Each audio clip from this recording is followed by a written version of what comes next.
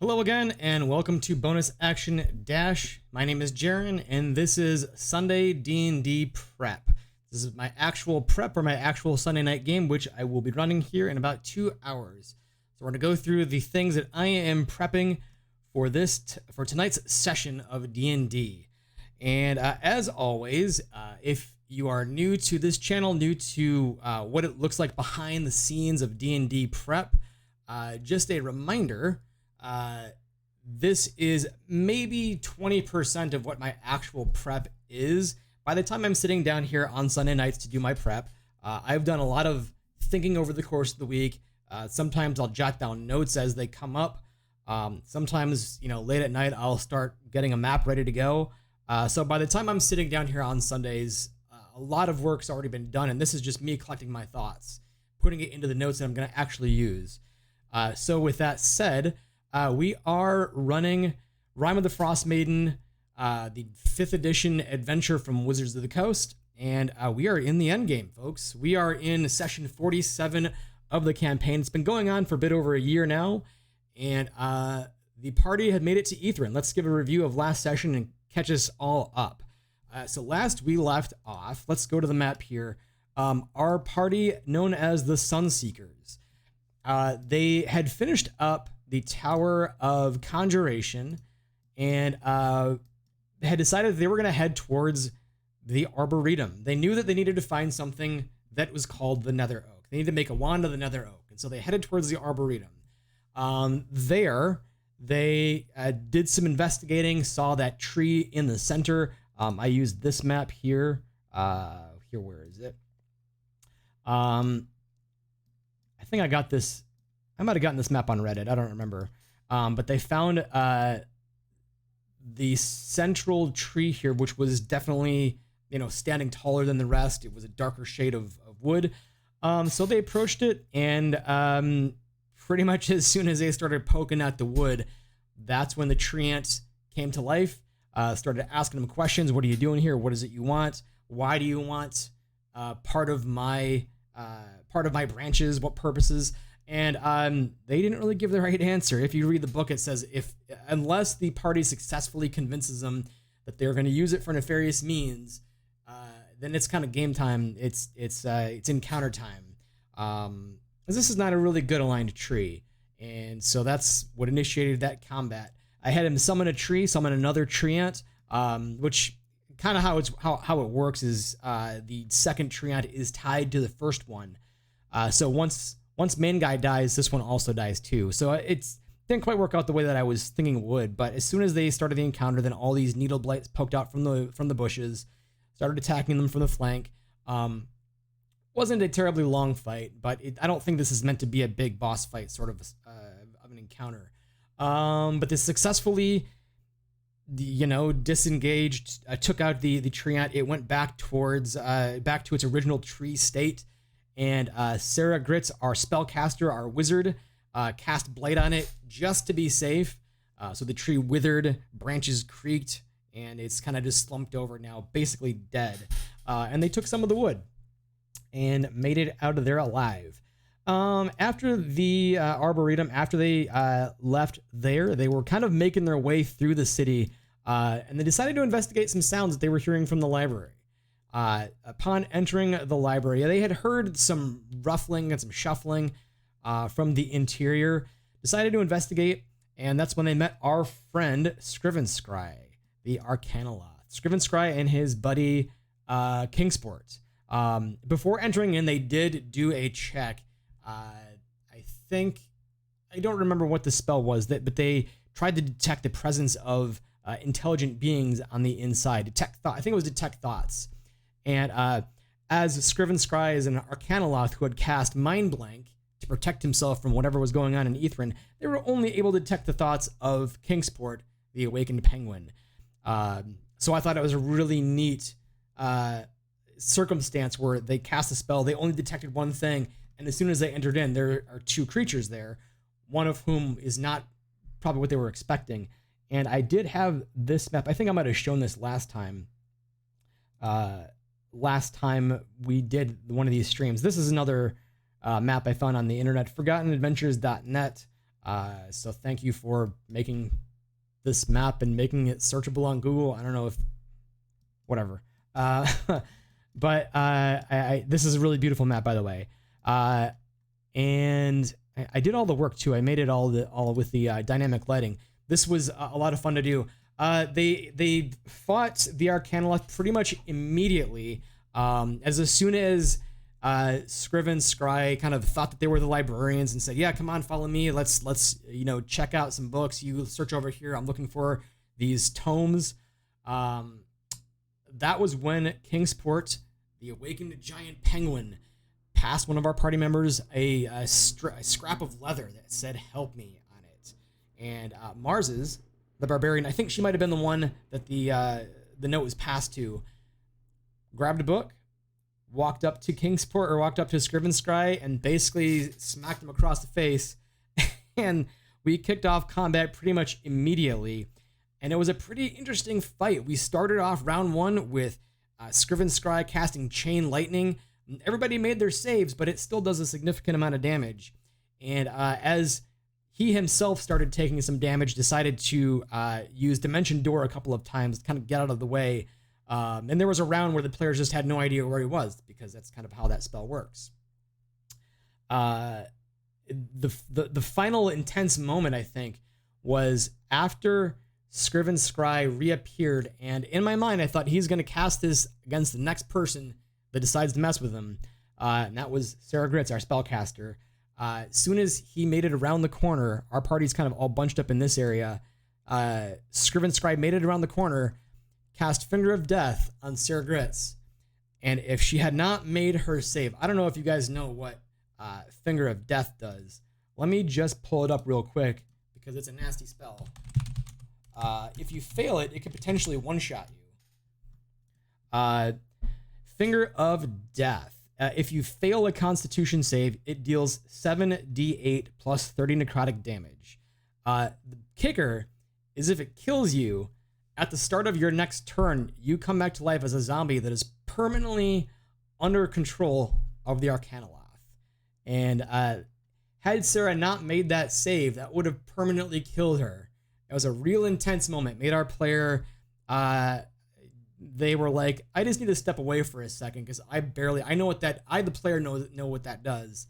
And if I had not made that save, it would have been, the end of a character. And, but I reminded the party, I'm not trying, as the DM, I'm not trying to kill their characters.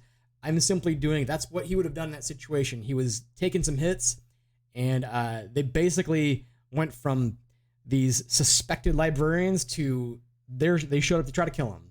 And Scriven Scry, this intelligent and clever Arcanoloth, is going to do whatever he can, including casting a 4th level counterspell at strategic times to try and neutralize this threat. And it was finally when they had him at 11 hit points. I think he was only at 11 because he made a save. On his turn, he Dimension Doored out of there. And that was the end of that fight, because they decided to pursue through this back doorway here and down a spiral staircase to try to. They thought maybe he went downstairs.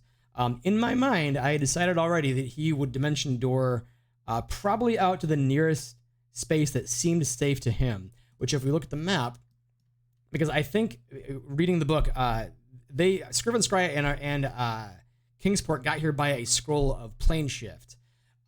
So I don't think that they would have spent a great deal of time in Ithrin bouncing around from place to place to try to see where the library was. My guess is they probably, maybe they popped out right here or something and made a beeline for the library. Or maybe they just, somehow scroll of plane shift right in front of the library. I don't know. We don't know. It's not in the book.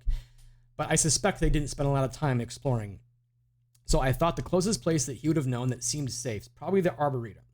And with a dead nether oak inside and probably some needle blights that, as long as people aren't aggressive, the needle blights aren't going to show up and start stabbing at them. Seems like a safe place. I thought maybe the menagerie, but I think that's too far for that spell. So he is just chilling in the Arboretum right now. They also know, they did take some significant damage in that fight. They also know that if they take a rest, he gets a rest and will be either recovering spell slots, or if it's a long rest, he's back up to full. The good news is they now were successfully able to separate Kingsport and Scriven Scry. So Kingsport's now just kind of with them. So we'll see what happens there. Now, as far as that's kind of where we left the session, was after that encounter, after they decided to follow down into the library basement. I hadn't had that map ready yet. And in fact, that didn't even exist in my mind at the start of the session. But that's where we are. So to begin this week, I knew that I had to prep a library basement. And thanks to, Googling maps on the internet, I think I found this one on Reddit as well. Maybe somebody linked this on Reddit. But it's this person's Patreon, Eightfold Paper. My guess, if I'm finding this on the internet, it was released as like a free thing. You probably get a much better high-res version of this if you subscribe to the Patreon. But this works for my purposes. When you're just searching, it's hard to find the exact map that you have in your head. But one useful feedback that I got from a player last time, just to go back to this map here, is they really liked this kind of map. They liked this kind of map that had these different, sort of lanes that they could hide behind and things that they couldn't see. And that was a really useful comment to get back, a really useful piece of feedback. So I knew for this one, I wanted to have something similar, maybe rows of books, maybe some rooms that you couldn't see into immediately. And this one works pretty well. I added some stuff to it. And I think I already took out. So my original thought was, I wasn't sure what I could possibly have down here. And I thought maybe this is where I could introduce Nothics. That's originally what I had, was a few of the improved Nothics, which they could fight. But I think knowing that they are pretty low on resources, and also I wanted to put in some information in the basement that would be very useful for them to have. I didn't want to de-incentivize going and exploring the basement of the library if I could. So I think we're going to hold off on Nothics for later. But what I did include, I also threw some additional bookshelves in this map and added the dynamic lighting to these bookshelves. So if I were to, just as an example, pull out one of these tokens, let's pull out Mars's and show what the character can see. I also added in these tokens which emit low light to simulate low torches or candles or some such. If I go and switch over to the token view, we can see this looks really nice. It's about the brightness that I want. They can see certain things. They can't see everything. They're going to need to, do some exploring basically to see what's all in here, unless they have, a light themselves. But I thought instead of Nothics, I thought it would be very appropriate if they were living Bigsby's hands down here, doing the work, putting books back, keeping the place tidy. They have seen one of these before, so it makes sense for it to be down here. They saw a living Bigsby's hand in the Lost Spire of Netheril from however long ago. So they know that these things are a thing tied to Ithrin. So it makes sense for them to be in the library, I thought. And I don't think my intention with these is that they're going to be hostile. I think they're just there for service purposes, unless the player is going to initiate a fight. So I have these tokens ready just in case. I do need to take the Nothics out of here because I don't think I'm going to run these. I don't think I want to put them there yet. We're going to run them later. And a Nothic here goes away. But some information that they could possibly find out here in the library. I think it'd be very good for them to learn about the different, the 8 high archmages of Ithrin. Besides Iriel Arthas, maybe they'll find out that they already know the name, but maybe they will be able to confirm that he was the high archmage of Ithrin. But these other 8 archmages, each one for each tower, I think this would be a very good place to learn about them. I am running the Ithrin Towers Expanded, which you can purchase on DM's Guild. It's a super great resource. It made running Ithrin so much more exciting for me. But if just for example, let me pull up, I'm going to be talking about this a little bit later, the Tower of Necromancy. I don't know that the book really gives much information on each of the mages besides names. And so I thought it'd be really interesting if I could give them some information, some lore, basically. They could most certainly find out in the library, which if you purchase the Ithran Towers Expanded, they have a couple paragraphs which kind of describe who these people were. For example, I'm running. We might get to the Tower of Necromancy today, but a little bit about High Necromancer Katovix, powerful necromancer in Ithran. Through alchemical and necromantic magic, he developed a way to preserve a person's brain in a jar for basically, to live forever. And there was this secret romance between him and High Enchanter Elvira. That might not be in the book, but I think it would be certainly public knowledge to know that he developed this process for creating brain in a jar. So I think for each one of these wizards, each one of these towers, I think there probably could be a bit of a blurb that they could find out just through doing some basic research in the library. As well as I think last time they found out about the rules of chain lightning through some investigation. So I don't intend for this to be a high combat type of encounter, but I've got it ready just in case. So I think that concludes our review and gets a little bit into what this session will be. We are starting, it is midday on chess 28, according to the characters. Now, a little bit about that as a reminder. I am going to do a thing. I hope this turns out well, where as soon as they find out that Ithran was messing with time magic, with chronomancy, once they get out of Ithran and back into the 10 towns, they're going to discover that a lot more time has passed than they think. And it's because Ithran is sort of a little bit wonky with time. And that makes sense because, Ithran is messing with time magic.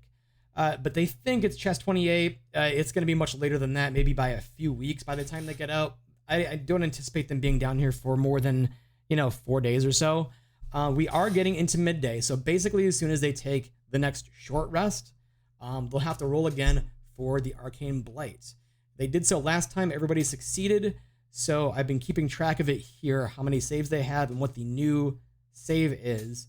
As you roll Arcane Blight, you roll a d6 if you succeed, and you subtract that from the next save. So it gets easier and easier the more you resist it. So pretty much everybody's got a pretty easy roll going forward. It's possible they roll low and make they fail and develop one tick of Arcane Blight, but it's just going to get easier from here on out. So we're going to need to do that soon.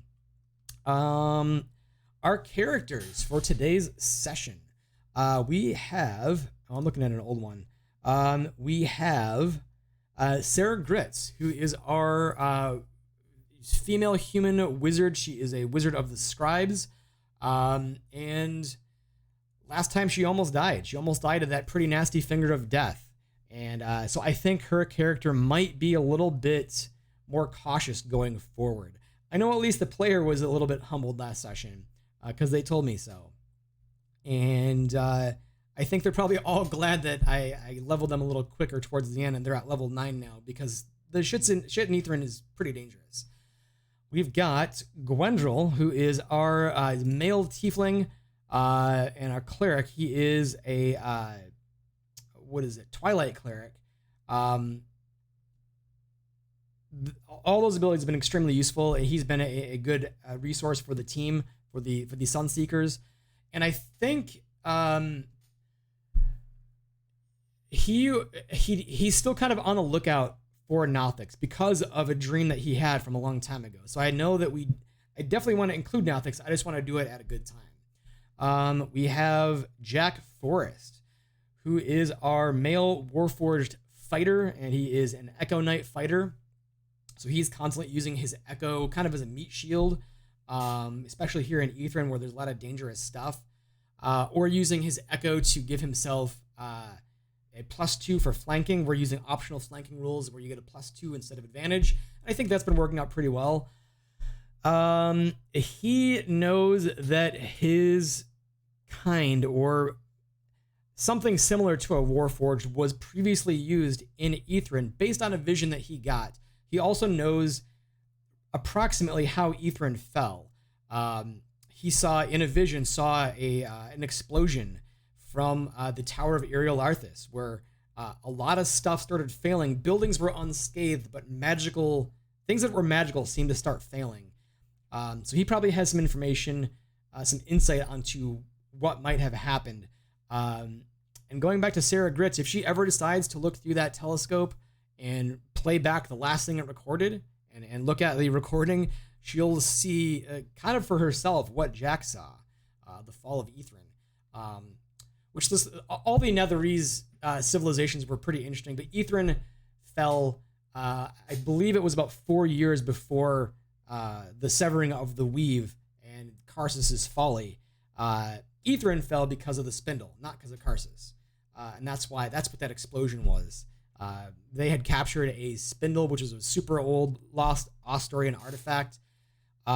We don't know what it does. They don't know what it did. And something went wrong when they were testing it out. And it released this, basically the equivalent of a magical EMP, and caused the Mythalar to fail. And a lot of magical shit in Ithrin to fail. And that's what caused Ithrin to fall. Lastly is Mars's Romazi. She is our female barbarian. She's a tiefling. And I don't know what she's got planned, but I know she has something planned for her axe. She has said as much. I should have contacted the player first. I think I did this wrong, and so this is a lesson learned on my part. But for the whole campaign, I've been trying to find places to give her a magic item. Her only magic item so far has been a couple of things. She has an item that can basically suppress her sound, her hearing, in case she's in the presence of a talking animal because of her backstory. She's got this massive fear of talking animals. So I give her an item to kind of deal with that. And she has a +1 boomerang, but nothing that's really like a barbarian weapon. So I've been trying to find places to give her one. And the party took the weapon a couple sessions ago, and she's not the one using it. And so I was confused, and I mentioned this, I think after the session, that, hey, I thought that would go to Mars's, and she said, oh, I got something planned for my axe. And so I'm not exactly sure what that is, but I think she's got something in mind. She might be a little concerned having seen Sarah fall. We ended the session, like I said, as the Sunseekers were making their way down these stairs. Sarah, the one who nearly died, basically just collapsed as she's like 20 hit points or something, pretty low. And so Mars's might have some thoughts now.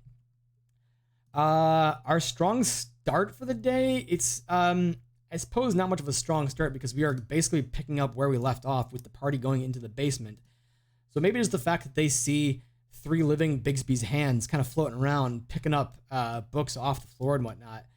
Maybe that's enough of a strong start. I don't think I need to have massive crazy shit happen every time it's the start of the game. I think once we start describing things and reminding players of what's going on, I think that'll be good enough. Going back, let's look at our scenes. And if you were tuning into the last couple of weeks at all, if you're watching recaps, you're watching VODs, or watching this when I inevitably get this up on YouTube, a lot of my prep for Ithrin has kind of been repetitive because this is such a large self-contained location. And all I can do is prep as much as I can where I think the players are going to go. And I've pretty much done that. So a lot of this is just going to be a review of things that I've already prepped. Maybe specifically focusing in on things that they're likely to do this time. We are about ready to finish up the library. So our likely locations are basically everything that's in this top quadrant here are possible things that they could do. So looking at that, let's just kind of go in order. House of the Arcane is a theater of the mind. It's a place where they can find a magical chalice, basically, which gives them some boons. They'll see stained glass depicting the 8 archmages, each casting a specific spell to correlate, kind of with the each of the towers here. We've got well, the Tower of Divination, uh, the Wellspring of Answers, the Bazaar, and I'm kind of grouping the Bazaar, the Hall of Silk, and the Menagerie kind of all together. And the Tower of Necromancy. I don't suspect that they're going to go to the theater, but it's a possibility. And then I also have been thinking about the obelisk, because we're getting close to that too, and I have some stuff planned for that. So let's just kind of, I guess, go through what I've got here. If they decide to go through the Hall of Silk, this is another theater of the mind. It is a place where there's an NPC they can talk to, some phase spiders that can come down out of the ceiling and start weaving some garments for them. It's just going to be like a kind of a fun roleplay situation. The Bazaar, however, is that really neat location where there is the body, the headless body of that golem. They saw the head in the Caves of Hunger, that really cool picture with the flashing eyes. The body still exists here in the Bazaar. And what I'm going to do here, to give a reminder of some backstory stuff, part of Sarah Gritz's backstory, she came to the 10 Towns with an ally, a colleague, somebody who was another student at a college in, I think she came from Neverwinter. And she came here with an ally named Esther. Esther, for the duration of the campaign, has been tied to Dazan. Way in the beginning, they saw Dazan burned at the stake. They suspected way back then in East Haven, when they saw that happen, that might not be the real Dazan. And they suspected that even more once they got to the tower, the Lost Spire of Netheril, and found a simulacrum. Then they really suspected that maybe that was a simulacrum, the one that they saw get burned. And it was kind of then that I knew that I was going to do this in the end game, which is to confirm that, yes, it was a simulacrum. Both of them, all of them were so far. The real Dazan is had been making his way to Ithrin. He knew it was here too. And he had Esther and the new Dazan that they made real in the chamber, the rune chamber, come back to Ithrin, bring him a spell book, and that's, once they make it to the obelisk, they're going to find Dazan, they're going to find Simulacrum Dazan, and Krintos, the white bodyguard. He's going to allude to the fact that Esther was with them. What I'm thinking happened in my mind was Esther was given the power of flight. Maybe somebody cast the fly spell, and he told her to go get Iriel Arthas' Staff of Power so he could activate the obelisk and go back in time. So she flew up into the tower, and they had to wait for a specific moment, which is when Iriel would have come back into Ithrin, disable the barrier, protected by the right of the Arcane Octet, and she might have slipped through. Esther might have slipped through at the right moment. But because of that powerful magic, was not able to really, I guess, make it. She is probably unconscious somewhere within the Spire of Iriel Arthas. So they'll find her, hopefully, and I'm just going to give them more reason to go into the tower, the Spire of Iriel Arthas, and have a really cool encounter with Dazan, which confirms some shit that they suspected, I don't know, 6 months ago. So all that said, in the Bazaar of the Bazaar, it's a place where you can go and find these old dusty cloaks and silks and clothing and stuff. They might find scraps of a newer looking blue cloak, which would have ripped off from Esther's cloak. And I have a map here just in case they decide to go investigate and initiate an encounter. I have a map for the Bazaar. I think, I might throw some Nothics in here too. Maybe this might be another place to throw in Nothics. But here we got the Bazaar. Here we've got the Iron Golem, which they might encounter, and it's basically out to defend the Bazaar if they go and investigate. The other place that they could go, if they go to the Menagerie, this is basically another theater of the mind, where we kind of describe these different these different environmental zones. You know, someplace with beautiful mountains, and there's a forest, and there's like sort of a desert area. Maybe there is, you know, something that is more like open fields. And there's a device in the center which they can do some Arcana checks on to figure out exactly what it does. And this is that device that has the eight wheel spokes basically, and these barrels which they can deposit. It's a certain amount of blood. I think it's like 80 total hit points worth of blood into this device, and activate it, and it'll start spinning. And they roll a dice, and out comes this weird chimeric amalgamation of an animal, which is gonna, you know, kind of hop off, you know, run off into the bushes or something, and come up with, you know, a scrap of a cloak. So that's another way that I'm going to allude to Esther being here in Ithrin. The theater, I think, all I'm going to do for the theater, I think, is run the Tower of Illusion content from the Ithrin Towers Expanded, because I've already done a different Tower of Illusion in the Caves of Hunger. So I might just use, I don't really like the Tower of Illusion from the book. I don't really like the theater from the book. So I might just use the Tower of Illusion from the Ithrin Towers Expanded, where it does kind of do this cool thing where you have to, you know, reenact this play, and you get some treasure or something. In the Towers Expanded, it's getting a piece of the Arcane Octad, but here it's just going to be, you know, some treasure. Maybe I'll use some of the items that they could have found. Like it's got, you know, a Cloak of Many Fashions, a Cloak of Displacement. There's a Deck of Illusions here. So maybe I'll just do that instead. I don't anticipate them spending a lot of time in the theater, but maybe they'll dip in. We've also got, let's take a look at the two towers here, Divination and Necromancy. Those are the real fun ones. So, taking a look at the Tower of Necromancy. This is, let me move over to here. I think I can probably, I don't know. We'll see what happens. I'll show the map content. I'm not going to show the PDF, but I'll show the map because these maps are beautiful. By the way, totally go support this. I would, if you're running Rime of the Frostmaiden, I would highly recommend this pack on DM's Guild. I think you can get all 8 of them for like $12 or something.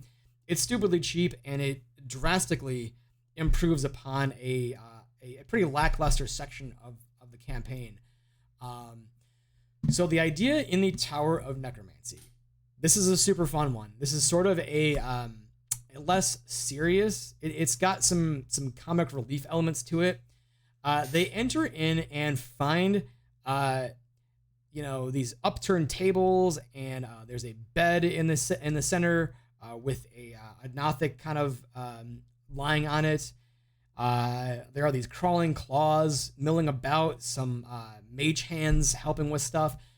The interesting character is this brain in a jar, an NPC named Lawrence.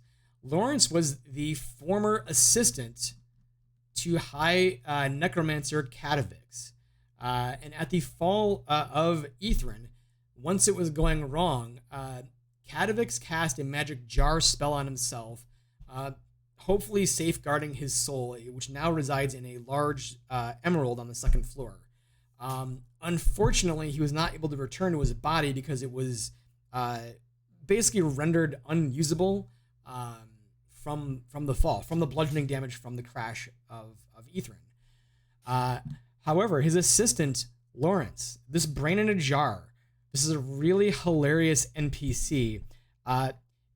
In the last 1,800 years or so, the last 2,000 years of loneliness, has kind of gone crazy.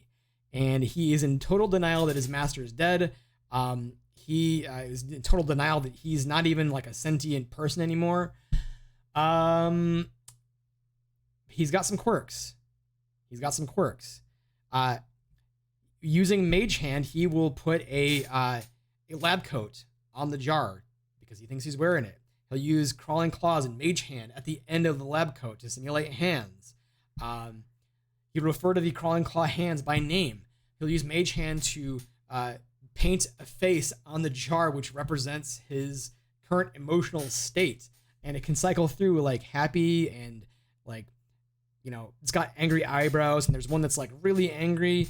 It's going to be hilarious, I think, to kind of have them react to this. But he is going to try and get him to help with a ritual of brain transference on this Nothic. Whether or not they help, it's up to them. The big part of this tower, the part that they actually need, is up on the second floor. I think somewhere on there is stairs. But once they make it to the second floor, they're going to see this room that's been... it's got all sorts of broken tables and bones and stuff. The emerald in which Kadavix's soul resides is located up here too. As soon as the party gets to the top, Kadavix is going to try to possess one of them. His soul is going to leap out and try to possess a functioning body, and basically tell them like, hey, if you can help, I'm totally willing to give up this body and give it back to your friend. I want to find somebody. Will you either help me find that person or help me fix my body? There might be a diamond somewhere here in the rubble. And assuming they do so, the body is resurrected. He's put back into his own body. Maybe I think the party has diamonds anyways, but maybe they can help him find it if they don't want to give up one of theirs. He's going to say like, help me go and find High Enchanter Elvira, who's in the Tower of Enchantment. Once you do that, then I'll give you the piece of the Arcane Octave that I know. And the reason that I wanted to start preparing the obelisk is if we look at the map, I guess not only are they kind of close to the obelisk, but the Tower of Necromancy is here, right? The Tower of Enchantment is all the way on the opposite side of the map. So they are absolutely going to cross in front of the obelisk and see Dazan there. So that's kind of why I wanted to start prepping the obelisk now, because there's a decent chance, if not this session, next week's session, they're going to do the Tower of Necromancy. They might be headed there pretty soon because I bet they suspect that that's where Valin went. Geez, drawing a blank. The other tower that they might do this week. So that's the Tower of Necromancy. It's not meant to be a high combat encounter type of tower, which I really like about these. Not everything here in Aetherin's trying to kill players, especially these towers. The other one is the Tower of Divination. This one is really cool too.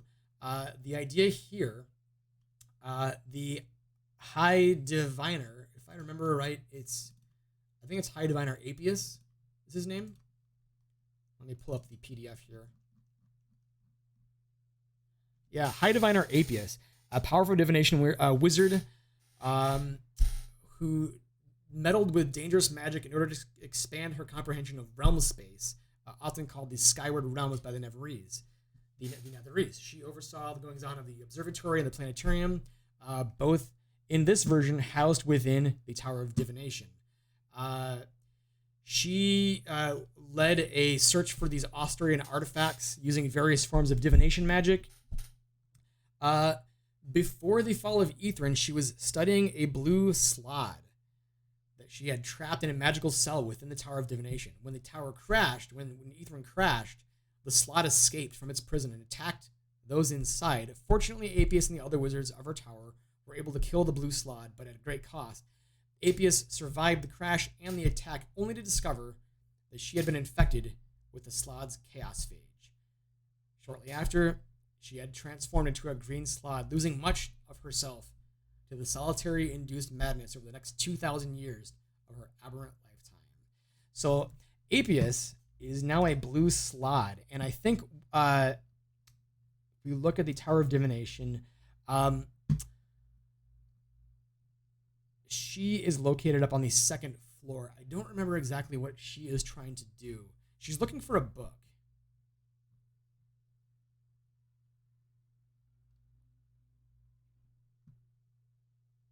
Yeah, she is looking for...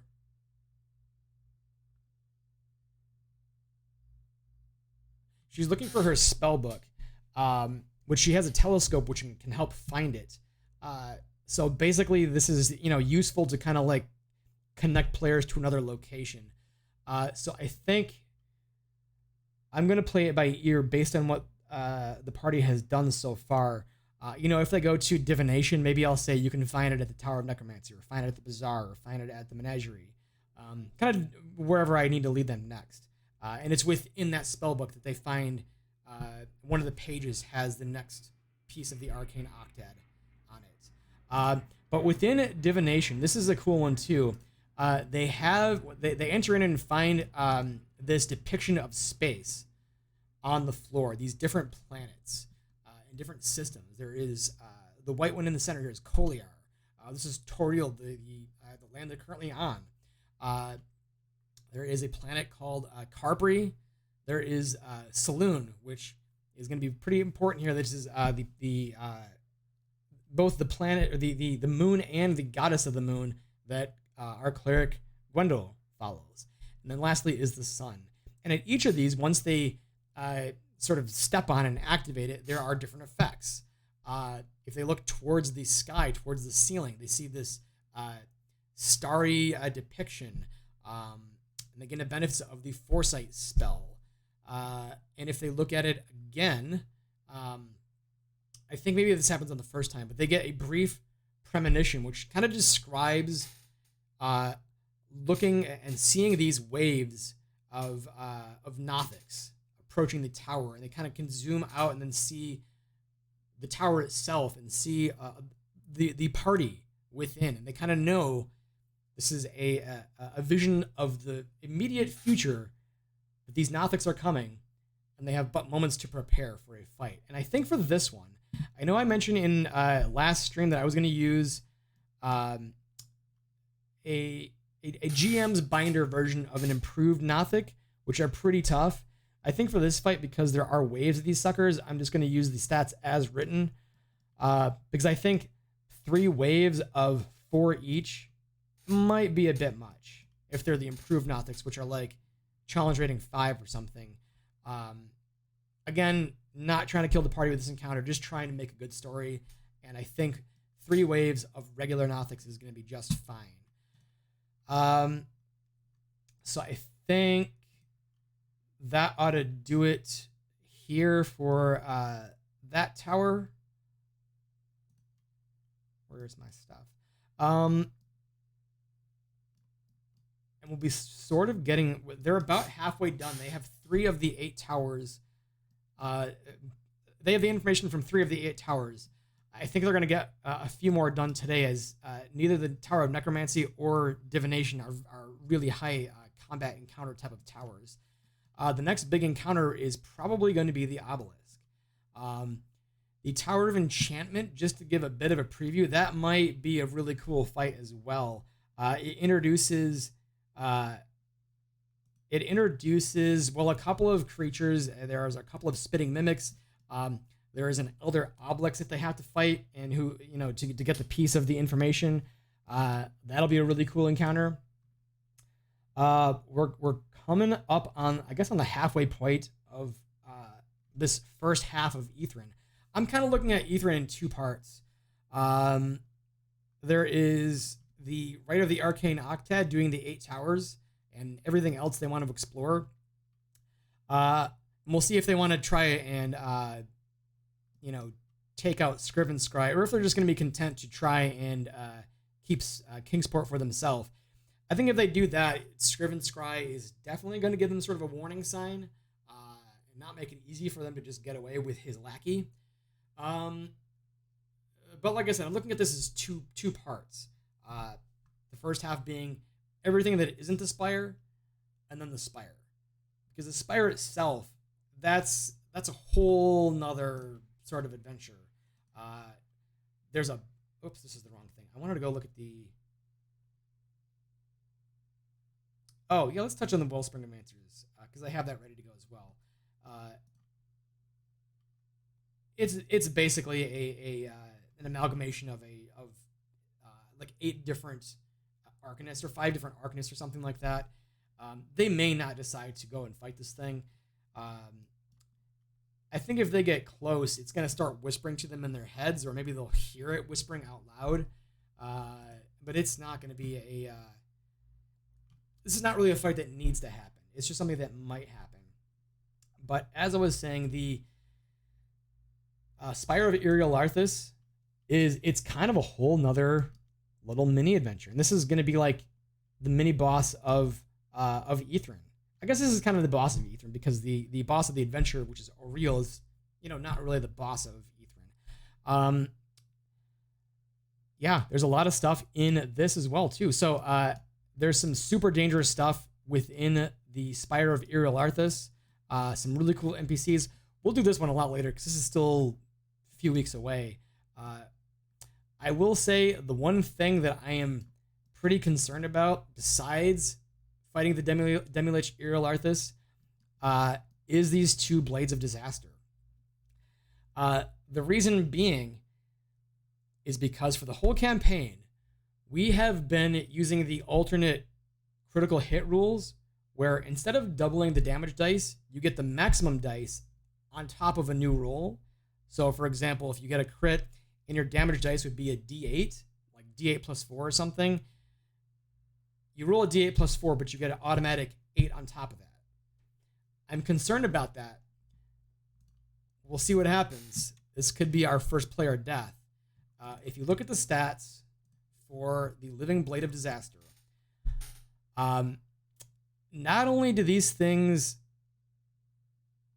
where is it? They crit on an 18 or higher.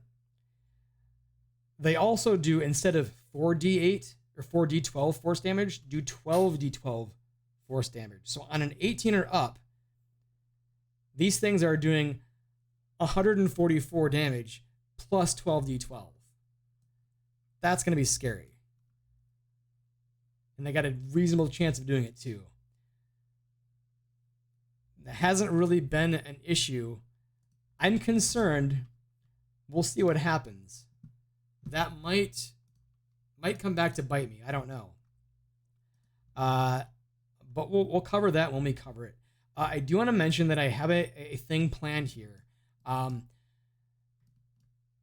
Last session, I think it was brought up that the players, the characters, didn't really know the connection, or we're still trying to figure out the connection of Auril and Ithrin. They seem to still be these separate parts. I hadn't originally planned on bringing Auril down into Ithrin, but knowing that they're still at confusion, I thought I need to do that. I need to bring Auril down here, both for the scare factor of seeing a god down here in Ithrin, where they don't really expect her to be down here. I don't think anybody expects Auril to show up. So I think seeing her out of place is probably going to make them go, you know, WTF, this is really scary because it's so out of place. And I also need to show them what she is doing and show them her power. They know that there's this invisible barrier surrounding the Tower of Iriel Arthas. When she shows up, which I plan on doing at the end of the day when they go to take a long rest, because I want it makes sense because she is going down here before midnight, before she goes and weaves the aurora across the sky, but also because it's going to be theoretically when the party is like drained of resources and not really in a position to initiate a fight, because I don't want this to be the fight. It would be really anticlimactic to defeat Auril right now. But she's going to come down here with her minions, with the full force of multiple frost giant skeletons and winter wolves and all that stuff. She's going to show up and basically pass right through the force field. The thing that they couldn't bypass, they know they're going to see that she is strong enough to just basically tell it to fuck off and go right through it and start sapping some power from the Mythallar. She's aware of the Mythallar. Mythallar is a pretty old magic. She doesn't have the power to completely destroy it, but knowing the party is down here now, knowing what the Mythallar can do, she really does not want them to have that power. So she's going to come down here every now and then, start sapping this stuff away.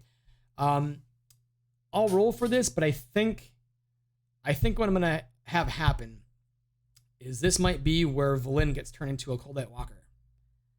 This might be time for lights out for Valen, which means that they could possibly find Professor Scant kind of lying out in the open. Basically, I don't want to play a wizard NPC that follows the party because it's been really not fun for me as a DM. Here's a pro tip. If you're running D&D, don't have an NPC that is with the party for a very long time that gets involved in combat that's also a spellcaster. It sucks. It's not fun. I don't like doing it, and I don't recommend doing it. So that I might do that. I'm not sure, but definitely Auril at the long rest is going to show up. Now, I don't know where the party is going to take a long rest. If they decide to go back to the Tower of Abjuration and go into the magical tower inside of that, there was I forget what it's called. I always draw a blank when I'm trying to remember this. There was a magical tower inside the tower where they took a long rest. It's that one that that comes with all the room that you want. It comes with the servant. It's just a permanent fixture within the Tower of Conjuration. Not Abjuration. I think it was, not Abjuration. Conjuration is the one I'm looking for. If they decide to rest there, I think the best that I can do to indicate that Auril is present or that something's different is just start talking about how it's very cold suddenly. It's to the point where it's uncomfortable. You have to put your warm winter gear back on, and frost starts covering everything. So then maybe they'll go out and kind of take a look, see what's up. They might decide to, pull up their dome, the magical dome, and take a rest, I don't know, within the library or within some ruins or something like that. And I can kind of do the same thing. I can start describing how it's a lot colder, how frost starts to cover everything. They probably don't want to have Auril notice them, so maybe they'll try to be stealthy about it. But I do plan on having Auril show up kind of at the end of the day today, for reasons mentioned. So I think that about covers it for today. I expect them to finish up the library, and then from there, I don't know. They're going to go to one of these places. I'm just not sure where. They might decide that Scriven Scry is not worth following up with. I don't know what they're going to do with Kingsport. I know they want to go to the Menagerie, so they'll probably go to that today. And maybe they'll go to the Tower of Necromancy. From there, it's kind of all things go. Yeah, But I think it's going to do it. I need to give my voice a rest because I'm running the game in an hour, and I've been talking for an hour. So thank you for joining me here on Bonus Action Dash for weekly D&D prep. You can also, I now have, you can find me on Instagram as well. I'll be posting stuff throughout the week, which is basically, momentary things that I find interesting. Bonus Action Dash on Instagram, and I think it is underscore, so bonus_action_dash on Instagram. I don't have my phone with me, or else I put that exactly. Maybe I'll put this in the description. And then lastly, we'll be on, I'm not on YouTube yet, but I know I'm going to get this content up there at some point. So thanks for tuning in. If you like this, subscribe, and we'll see you next week, where I'm here every Sunday, 5 p.m. Central. We go for about an hour, and I do my actual D&D prep. These are notes that I'm actually going to use in the game for my actual session in an hour. Thanks. We'll see you next week.